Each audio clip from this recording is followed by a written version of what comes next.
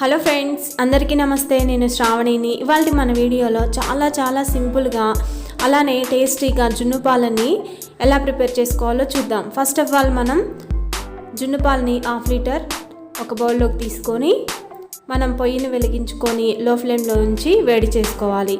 ఈ పాలు అనేవి సెకండ్ డే వండి.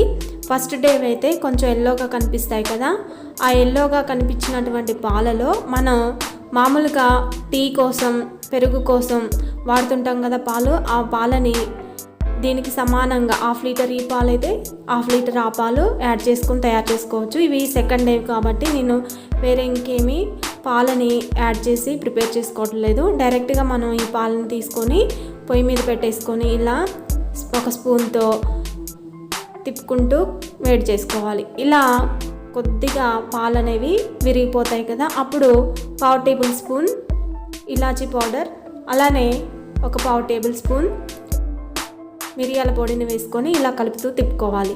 మనం గడ్డలు కట్టకుండా ఇలా తిప్పుకోవడం వలన లైట్గా ఇలా కొంచెం కనిపిస్తున్నాయి కదా గడ్డలుగా, ఇలా ఉంటే కూడా చాలా టేస్టీగా ఉంటుంది.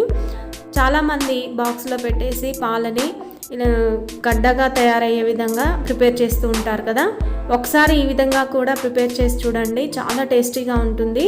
ఇది చాలా తొందరగా ఫాస్ట్గా మనం ప్రిపేర్ చేసుకోవచ్చు. అదే మనం బాక్స్లో పెట్టేసి పొయ్యి మీద వాటర్ పోసి పెడుతుంటాం కదా, అలా ప్రిపేర్ చేసుకున్నట్లయితే ఫాస్ట్గా అవ్వదు. నేను 1 కప్ షుగర్ని తీసుకుంటున్నాను. కొంచెం ఒక 2 టేబుల్ స్పూన్స్ ఉంచేసి మిగతా షుగర్ని వేసుకొని టోటల్గా ఇలా కలుపుకోవాలి. మిగతా షుగర్ అనేది కొంచెం మనం దించేసే ముందు ఆ షుగర్ని వేసుకొని ఒక 2 మినిట్స్ ఉంచేసి ప్రిపేర్ చేసుకుంటే చాలా టేస్టీగా ఉంటుంది. మనం షుగర్ని వేయగానే ఇందులో ఉన్నటువంటి వాటర్ కంటెంట్ అంతా కూడా రిలీజ్ అవుతుంది. అప్పుడు మనం మిగిలినటువంటి షుగర్ని వేసుకొని కలుపుకోవాలి.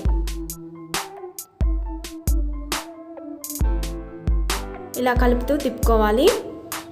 ఒక 2 మినిట్స్ వరకు అలా ఉంచేసి లో ఫ్లేమ్లో ఉంచేసి మనం కుక్ చేసుకోవాలి.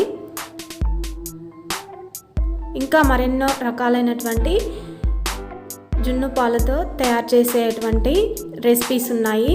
అవన్నీ కూడా మీకు ముందు వీడియోస్లో చూపిస్తాను.